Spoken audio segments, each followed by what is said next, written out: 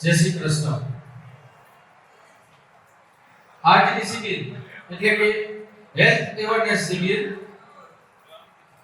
ડોક્ટરથી કેમ દૂર રહો તેના આજના વક્તા છે આપણે ડોક્ટર સુરેશભાઈ પટેલ સાહેબ ધોરાજીવાળા. અને આ શિબિરના આયોજકો છે મનોજભાઈ નંદાણીયા, મજબૂતભાઈ હુંબલ, નીતિનભાઈ અગેરા, કેશોરભાઈ કરંગિયા અને રવિભાઈ મંગેચા. તો અત્રે પધારેલા દરેક મહેમાનોનું આ શિબિરના આયોજકો આપ સૌનું સ્વાગત કરે છે તેમજ અભિવાદન કરે છે. હવે પછી હું ડોક્ટર સુરેશ પટેલ સાહેબ આપણી વચ્ચે પધારી ચૂક્યા છે તો એનું સ્વાગત કરીએ અને તાળીઓથી વધાવીએ.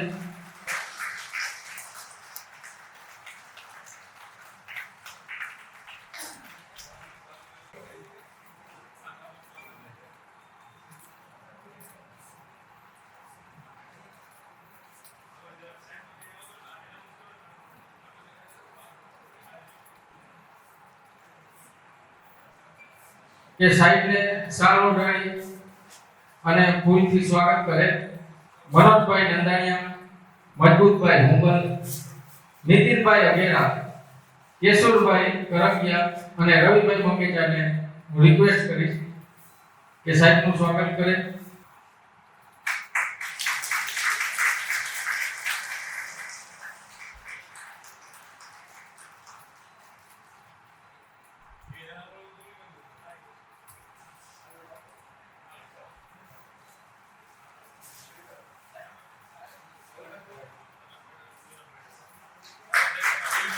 તાળી પાડો. લાખીબેન નંદાણીયા સ્ટેજ પાસે પધારે. પછી કેશોરભાઈ કરંગિયાના વાઇફ શાંતિબેન કરંગિયા સ્ટેજ પાસે પધારે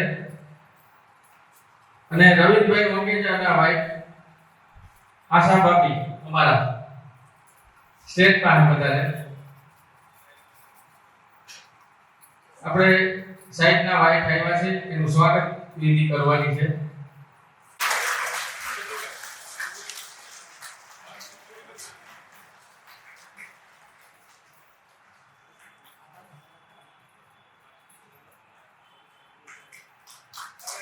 ઓકે.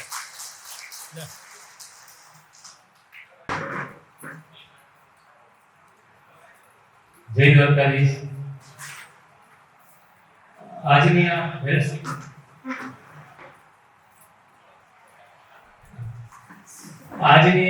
હેલ્થ શિબિરના મુખ્ય વક્તા ડોક્ટર સુરેશ પટેલ સાહેબ તથા તેમની ધર્મપત્નીનું હાર્દિક સ્વાગત કરું છું અને આભાર માનું છું કે એમનો કિંમતી સમય આપી અને આજે અહીં પધાર્યા છે.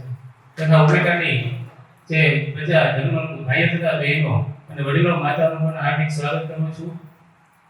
આજની આ શિબિરનું આયોજન વિશે આપણે સાહેબને સાંભળવા છે એ પહેલા હું પ્રથમ 2 મિનિટ શિબિર વિશે તમને માહિતી કરું છું કે આજથી 15-17 દિવસ પહેલા મારા પરમ મિત્ર રવિભાઈ મંગેચાના નાના ભાઈ ભાવેશભાઈની તબિયત બતાવવાને માટે અમે સરની એપોઇન્ટમેન્ટ લીધી અને અમે એપોઇન્ટમેન્ટ મળી અને અમે સાહેબને બતાવવા માટે ગયા. ત્યારે સાહેબે અમે બેઠા હતા, સાહેબે એમની ફાઇલ તપાસી, જેને વાત કરવાની વાત કરી, બધી આગળ શું કરવું, કોને બતાવવું, ક્યાં જવું, બધી માહિતી આપી. તે સમય દરમિયાન અમે જે બેઠા હતા, સાહેબે જે હેલ્થ વિશેની માહિતી આપતા હતા તો સાહેબને અમે રિક્વેસ્ટ કરી કે સાહેબ તમે મેં પહેલા એવું વિચાર્યું કે સાહેબ તમારી 76-77 ની જે એજ છે તો આપનો પેટ્રોલનું ફિટનેસનો રહસ્ય શું છે એ તમે બતાવશો. તો સાહેબે કીધું કે મારું તો કામ જ છે, હું દર શનિવારે રવિવારે વિનામૂલ્યે ગામડે આ શિબિર કરું છું. તો અમે વિનંતી કરી કે સર તમે એકવાર ઉપલેટા પધારો અને અમને પણ આ તમને લાભ આપો. સાહેબે કીધું કે ચોક્કસ, હું પ્રોમિસ આપું છું, જરૂર હું આવીશ. એટલે આપણે કાર્યક્રમ તો આના પહેલાનો રવિવાર કરવાનો હતો પણ સાહેબને થોડું કામ આવી ગયું, રાજકોટ જવાનું હતું. એટલે આ રવિવારે આપણે સમય મેળવ્યો અને ટાઈમ આપ્યો એટલે આપણે આ શિબિરનું આયોજન કર્યું અને સાહેબે કીધું કે હું ચોક્કસપણે આવીશ. તો મારી આપ સૌને નમ્ર વિનંતી છે કે પ્રથમ તો આપ બધા આપનો મોબાઈલ સાયલેન્ટ મોડમાં રાખીએ જેથી કરીને સાહેબ જ્યારે સ્પીચ આપતા હોય ત્યારે એમને ડિસ્ટર્બ ન થાય અને આપણે આજુબાજુ બેઠા હોય એને પણ ડિસ્ટર્બ ન થાય. અને નમ્ર વિનંતી છે કે સાહેબ જે પણ આપણે હેલ્થ વિશે આજ માહિતી આપે કે આપણે તો આજે બધા બેઠા છે એને ફોલો કરીએ અને આપણા પરિવારને પણ ફોલો કરાવીએ. કારણ કે આપણી કહેવત છે ને કે પ્રથમ સુખ જાતે નહીં. બધું પદ હોય, પદાધિકારી હોય, અધિકારી હોય, બિઝનેસમેન હોય, વેપારી હોય, આપણે કોઈ પણ હોય, જ્યારે કે આપણું શરીર સ્વસ્થ ના હોય ત્યારે બધું નકામું છે. એટલે પ્રથમ આપણી પ્રાયોરિટી આપણું શરીર સ્વસ્થ રાખીએ અને એના માટે શું કરવું શું ના કરવું તેના માટે જ આપણે સાહેબ આજે આવ્યા છે. કિંમતી સમય ફાળવી તો આપણે સાહેબને સાંભળીએ. બસ એ જય દ્વારકાધીશ, જય શ્રી કૃષ્ણ. તમે ખૂબ સરસ વાત કરી. હવે પછી હું રવિભાઈ મકેચાને રિક્વેસ્ટ કરું કે પોતાનું મંતવ્ય રજૂ કરે. અવાજ આવવો જોઈએ. સાહેબે ધોરાજી જતો ખાધો તો આપણો અવાજ તો આવવો જોઈએ સાહેબ લગી. હવે સૌપ્રથમ તો સાહેબને એના વાઇફનો ખૂબ ખૂબ આભાર. અમારા આયોજક ટીમ વતી અને તમામ પધારેલા મહેમાનોનું સાદું સ્વાગત કરું છું. તેમજ આપ સૌનું અમારી આયોજક ટીમ વતી સ્વાગત કરું છું કે આપના કિંમતી સમયમાંથી આપણે થોડુંક હેલ્થ વિશે સમય આપ્યો. આમ તો આ શિબિર વિશે મનોજભાઈ બધી વાત કરી છે, પણ સાહેબની એક વાક્ય મને મગજમાં આવી ગયું. ત્યાંથી આ શિબિર છે એનો ભાઈ હતો. મારા ભાઈને રિલેટેડ લાઈફમાં ફોસ્ટેડ સાહેબની મુલાકાત થઈ એટલે એનો રમૂજી સ્વભાવનો અમને આનંદ આવતો હતો. પણ વચ્ચે સાહેબને મેં એમ કીધું કે સાહેબ હવે 1.5 કલાક જેવો ટાઈમ થયો છે. ત્યારે જે સાહેબ બોલ્યા ને એ અક્ષરો હું તમને કહું છું. સાહેબ એના શબ્દમાં બોલ્યા કે પેશન્ટ માટે હું ઘડિયાળમાં ક્યારેય ટાઈમ નથી જોતો અને પેશન્ટ જ મારો અંગદાતા છે. ભાઈ અંગદાતા શબ્દ કારણ કે 45 વર્ષની એવી સફળ કારકિર્દી હોવા છતાંય જો એના પેશન્ટમાં એ અંગદાતા સમજતા હોય ને તો સમજજો કે આ વ્યક્તિના જો પગ છે જમીન ઉપર છે, ડાઉન ધ અર્થ માણસ છે આ. એટલે એને બોલાવવા જોઈએ. બીજું તમને થોડું શિબિર વિશે માહિતી આપું તો આપણે આજના કાર્યક્રમ 2 સેશન રાખેલા છે. પહેલું સેશન છે એ સાહેબ એમનો નોલેજ છે, એમનો અનુભવ છે એ મુજબ આપને ટિપ્સ અને અમુક વસ્તુઓના સૂચન કરશે. ત્યારબાદ 5-7 મિનિટનો રિલેક્સ ટાઈમ છે અને રિસેસ પછી જે બીજું સેશન છે એ પ્રશ્નોત્તરીનું રહેશે. એટલે પ્રશ્નોત્તરીમાં જે કોઈ હોય પ્રશ્નો હોય મગજમાં રાખજો અને એમાં ઉતાવળ ન કરતા શક્ય હશે તો જેટલા પ્રશ્નો હશે અમે લેવાનો પ્રયત્ન કરીશું.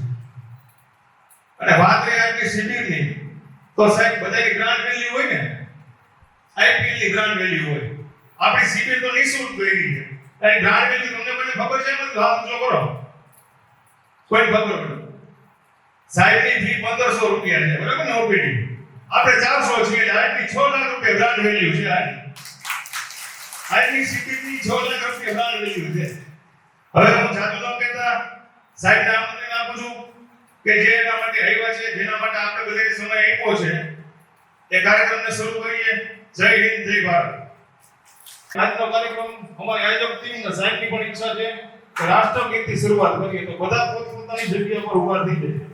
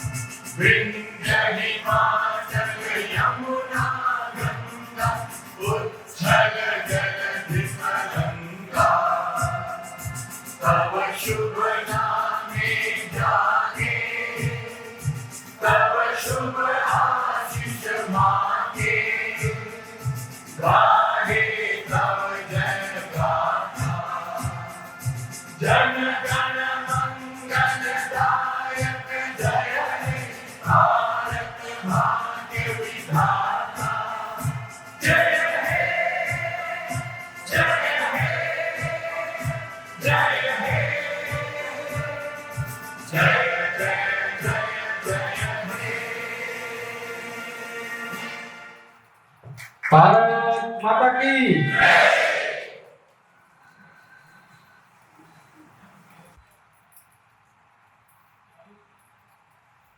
નમસ્કાર.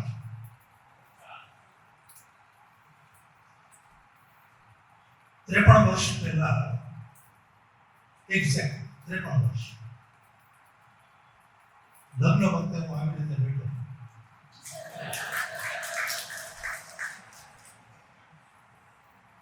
વચ્ચેના વર્ષોમાં બેસવા જેવું કંઈ રહ્યું નહોતું, કારણ કે હંમેશા મને ઊભો રાખવામાં આવે છે ઘરમાં. અને રવિએ મને આજે ફરીથી મને યાદ કરાવ્યું કે એક દિવસ મારો પણ હતો.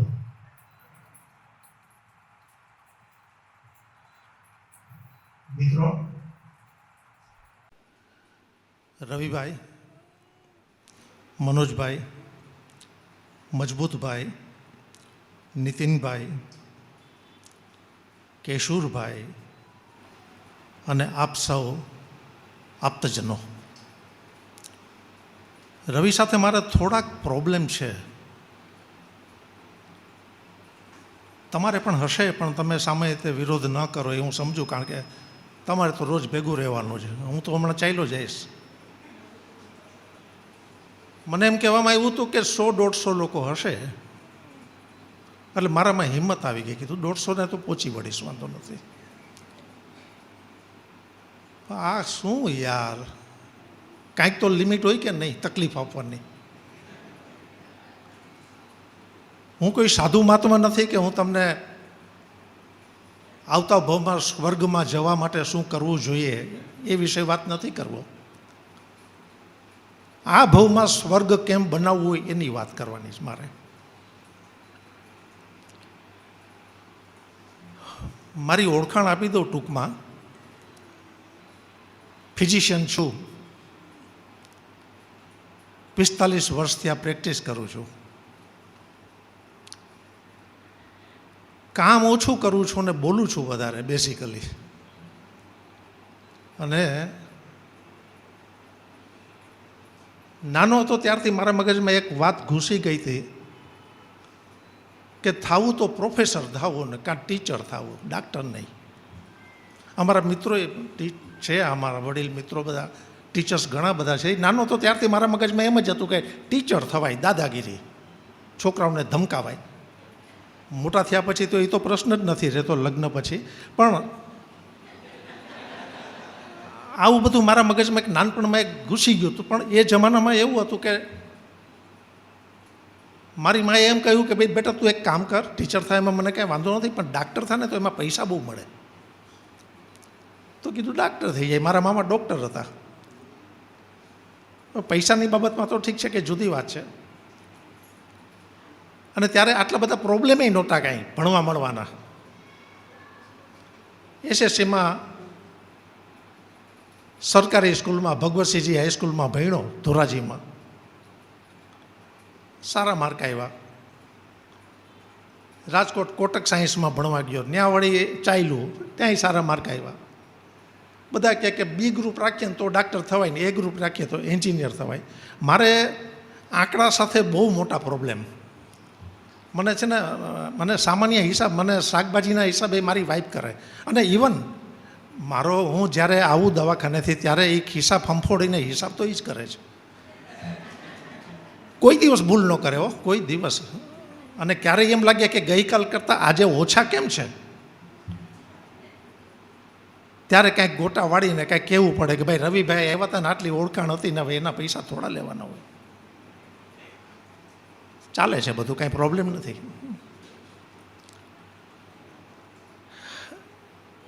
₹1500 વાત કરીને મારા પગ ઉપર આ લોકોએ કુવાડો માર્યો. હવે એક તો એ નક્કી હતું કે આજે હું એક નવો પૈસો મને આમાંથી તો કાંઈ મળવાનું નથી. અને ડૉક્ટર પાસે ન જવાથી શું ફાયદો છે અથવા તો ન કેમ જવું એવું હું તમને શીખવાડવામાં આવ્યો છું. એટલે એક કુવાડો તો હું પગ ઉપર મારીને આવ્યો તો જ. અને એમાં આને કીધું કે આ ₹1500 લે છે, એટલે બાકીના થોડાક લોકો જે મારી પાસે આવવાના હતા એ નહીં આવે હવે. પણ હું ગંભીરતાથી એમ ઈચ્છું છું કે એ લોકો મારી પાસે ન આવે. અને ખાસ કરીને મારો આજે 1-1.5 કલાકનું લેક્ચર જ્યાં સુધી તમે મને સાંભળશો ત્યાં સુધી એ લેખે લાગ્યું ગણાશે. એક મારો સિદ્ધાંત છે કે હું સારો વક્તા નથી. ક્યારેક લોકોને બહુ કંટાળો આવે, અને કંટાળો આવે ત્યારે તમારે વચ્ચેથી તાલી પાડી દેવાની છૂટ. પણ મને 100% ખાતરી છે કે તમે એટલા બધા સુગ્ન સંસ્કારી લોકો છો કે તમે વચ્ચેથી તાલી પાડી અને તમે આ મહેમાનનું અપમાન નહીં કરો, એ પાકી વાત છે. અને બીજી એટલી જ પાકી વાત એ છે કે વચ્ચે તાલી પાડવી પડે એવું હું બનવા જ નહીં દઉં. આ એ પણ હકીકત છે, એ ગેરંટી છે, યાદ રાખજો. બાકી તો ભીષ્મને તમે બાણ સૈયા ઉપર સુવડાવી દીધો અત્યારે. હવે મારે સહન કરવા સિવાય બીજું કાંઈ રહેતું જ નથી. એટલે કહેવાનું તાત્પર્ય એ છે કે આજનો વિષય થોડોક વિચિત્ર છે. વિચિત્ર ઇન ધ સેન્સ કે દરેક માણસને કાંઈક વધતા ઓછા પ્રમાણમાં લાગુ પડે છે. દર્દ વિશે વાત કરવી સહેલી છે, દવા વિશે વાત કરવી સહેલી છે, દવા દારૂ વિશે વાત કરવી સહેલી છે, સારવાર વિશે વાત કરવી સહેલી છે, અને વિજ્ઞાન, અમારું વિજ્ઞાન ક્યાં સુધી આગળ પહોંચી ગયો એના વિશે વાત કરવી સહેલી છે. પણ ડૉક્ટર પાસે ન કેમ જવાય એ વાત કરવી બહુ અઘરી છે, અને એ મારા જેવો એક જ માણસ કરે છે.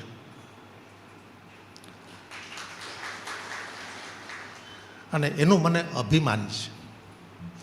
અને મને 100% ખાતરી છે કે આજે હું તમને કંઈક શીખવાડવા આવ્યો હોત કે ભાઈ હાર્ટ એટેક આવે તો શું કરવું, ને શરદી ઉધરસ થાય તો શું કરવું, ને મેલેરિયામાં શું કરવું, ને ટાઇફોઇડમાં શું કરવું, ને કોરોનામાં શું કરવું, 10થી વધારે લોકો ન હોત. એમાં 5 લોકો તો આયોજકો જ હતો આમ તો.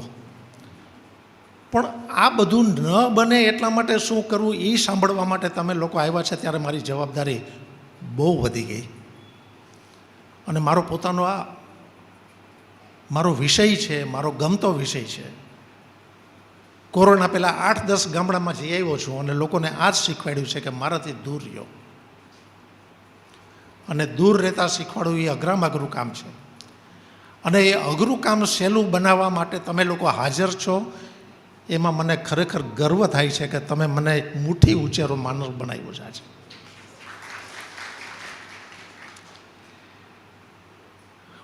બાકી તો તમને બધાને ખબર છે કે આધિ વ્યાધિ ઉપાધિ નો આ માહોલ છે. ચારે બાજુ ક્યાંય કોઈને શાંતિ નથી.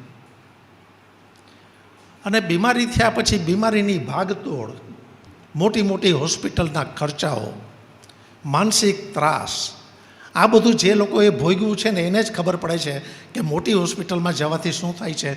કોરોનામાં ખેતરના 2-4 વીઘા વેચાઈ ગયા એ પણ મને ખબર છે. દર ચોથા ઘરમાંથી એક વ્યક્તિ ચાલી ગઈ એ પણ મને ખબર છે. રોજ સવારે ઉઠીને 50,000 રૂપિયા નીચે કાઉન્ટર ઉપર તમારે જમા કરાવવાના હતા એ પણ મને ખબર છે. એ વસ્તુ ન બને એટલા માટે હું તમારી સમક્ષ આજે હાજર છું. અને મને 100% ખાતરી છે કે મારા લેક્ચર પછી જેટલું મને કાંઈક જ્ઞાન ઈશ્વરે આપ્યું છે એ જ્ઞાન સાથે હું તમારી સાથે આદાન પ્રદાન કરવા માગું છું. અને બેઝિકલી તો માંગરોલિયા સાહેબને ખબર છે, શિક્ષકનો જીવ છું. એટલે હું જેમ તમને જે કહીશ એ તમે માનશો જ, એમાં કોઈ શંકા નથી. અને ન માનો તો કાંઈ હવે કાયદેસર રીતે તો કાંઈ થપ્પડ મારી શકાતી નથી, તરત જ કેસ થઈ જાય છે. એટલે એમાંય હું તમને કાંઈ કહી શકીશ નહીં. પણ મને 100% ખાતરી છે કે જે લોકો મારા માટે આવ્યા છે એ લોકો મારા 1-8 કલાકના લેક્ચર પછી 100% એમાંથી 70 લોકો તો સમજી જ શકશે કે મારી પાસે શા માટે ન આવવું, એવું મેં તમને પહેલાં જ વાક્યમાં કહી દીધું છે. અને એનો તમારે અમલ કરવાનો છે, યાદ રાખજો. અને આજે હું વાત કરું છું નહીં, મગજથી નથી કરતો, એટલું યાદ રાખજો. મગજથી વાત કરવાવાળો ડાક્ટર નથી હું. હંમેશા હું દિલથી વાત કરું છું. અને દિલથી વાત જ્યારે દિલને પહોંચે ત્યારે જ એની અસર પડે છે. મગજથી વાત કરવાની કોઈ અસર નથી, ઉપરથી જાતું હોય છે બધું. બીમારીઓની બાબતમાં વાત કરીએ તો બેક્ટેરિયા આવ્યા, વાયરસ આવ્યા, ફંગસ આવ્યા, કોરોના આવ્યું, શું નથી આવ્યું. બધાના કાંઈક ને કાંઈક રસ્તા નીકળ્યા, બધાના ઇન્વેસ્ટિગેશન થયા, બધાની દવાઓ થઈ, હોસ્પિટલમાં દાખલ થયા, સાજા થયા, ન થયા, ઉકલી ગયા, ઘણું બધું થયું. પણ લાઈફસ્ટાઈલ ડિઝીઝ, જિંદગી જીવતા નથી આવડતું અને જે ગોટાળા થાય છે એનો હું ડાક્ટર છું. મને કોરોનામાં આટલા પેશન્ટ હતા, એક પણ પેશન્ટ મેં જોયો નથી, કારણ કે મને કોરોનામાં કંઈ ખબર જ નથી પડી. પણ મારા બીજા બાકીના બધા જ 100-150 મિત્રોને બધાને કોરોનામાં ખબર પડતી હતી. મને એટલી ખબર પડતી હતી કે કોને ખબર પડે છે મોકલી દો, કામ પૂરું, પછી જે થવું એ થાય. એટલે મને આ બેક્ટેરિયામાં કે વાયરસમાં કે ફંગસમાં કે કોરોનામાં ખરેખર કંઈ આવ્યું જ નથી. અને જેટલા મારા ભાગમાં પેશન્ટો બિચારા આવ્યા છે એને બધાને ખબર છે કે મારે ત્યાં ખાટલા નથી, બાટલા નથી, ઇન્જેક્શન નથી, નર્સ નથી, વોર્ડ બોય નથી, કશું જ નથી, કાંઈ નથી. હું અને તમે અને વચમાં એક પેન હોય છે અને એક કાગળ છે, ધેટ્સ ઇટ. 45 વર્ષથી આ જ કરું છું, બહુ દિલથી કરું છું, દિલથી, ક્યાંય વેઠ નથી ઉતારતો. અને તમે મારા માટે 8 દિવસની રાહ જુઓ છો એ પણ મને ખબર છે. દોસ્તો, સ્વતંત્રતા જ્યારે મળી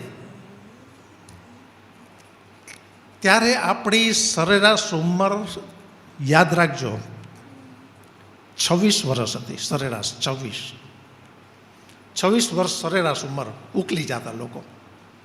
શા માટે? આ વસ્તુ તમારા મગજમાં અત્યારે બેસશે જ નહીં કે 26 જ વર્ષ હોય. હકીકત છે ને, સ્ટેટિસ્ટિકલ ડેટા છે, મારું કાંઈ નથી આમાં. કારણ કે બાળ જન્મના મૃત્યુના વધારેમાં વધારે કેસ બનતા હતા, એટલે સરેરાશ 26 વર્ષથી લોકો વધારે જીવતા જ નહીં આપણે સ્વતંત્ર થયા ત્યારે. આજે એમાંથી પરિસ્થિતિ બદલાઈ ગઈ.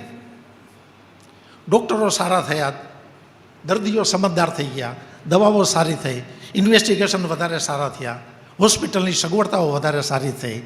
એટલે આટલા વર્ષ પછી જેનો આંકડો 26 હતો સરેરાશ જિંદગીનો, એમાંથી પુરુષોનો આંકડો 73 વર્ષનો થયો, 73 અત્યારે પુરુષોનો. યાદ રાખજો, પુરુષો. સ્ત્રીઓનો કેટલો ખબર છે? આપણા 73 છે, એના 76 છે.